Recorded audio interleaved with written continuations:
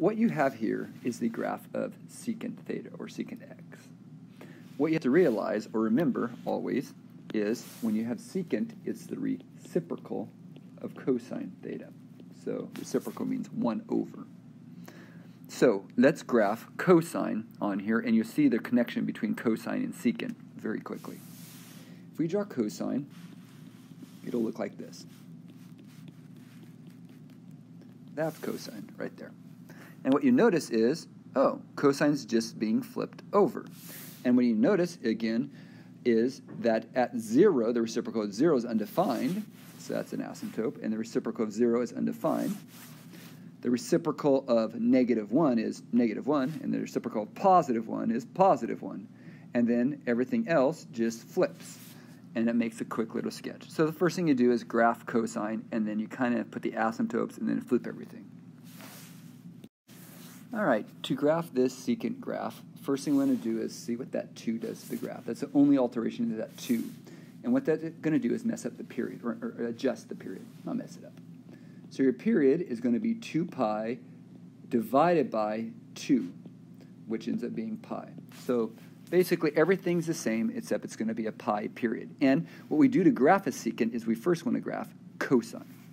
So my period is going to be pi. So halfway through that is going to be pi over 2.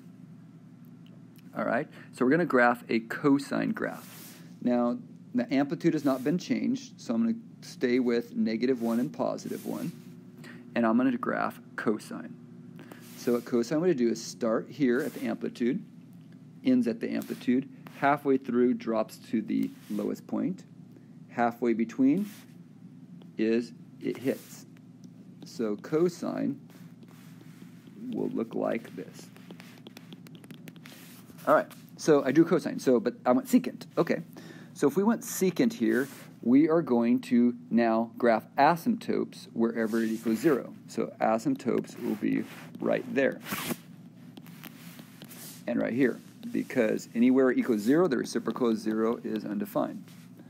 And right here, let's say that dot, well, that's going to stay the same because the reciprocal of -1 is -1, and then you just kind of draw its reciprocal because all the values would be flipped and they would end up looking like that.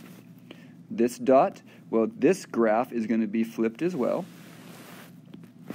and then this graph is going to be flipped as well. And we are done. The black graph is your secant of 2x.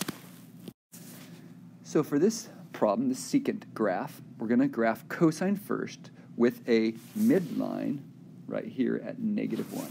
So we're going to start here, go down -1, and I'm going to put a midline right there.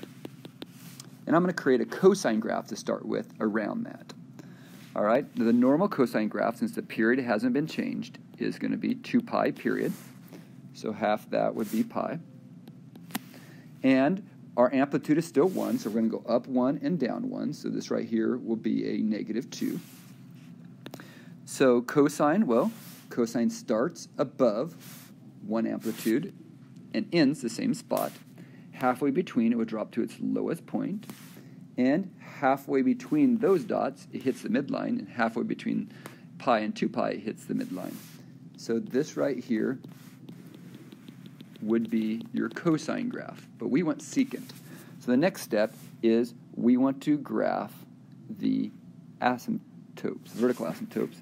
So I'm going to draw a vertical asymptote through wherever it equals, cosine equals 0.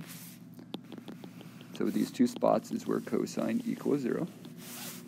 And then what I do is I take every part and flip it. So this dot stays the same, but this will flip up and go up against the asymptote. This right here stays the same, but this goes towards the asymptote, and over here goes towards the asymptote. And lastly, this last piece hits right there and goes up towards the asymptote up. And there is your graph.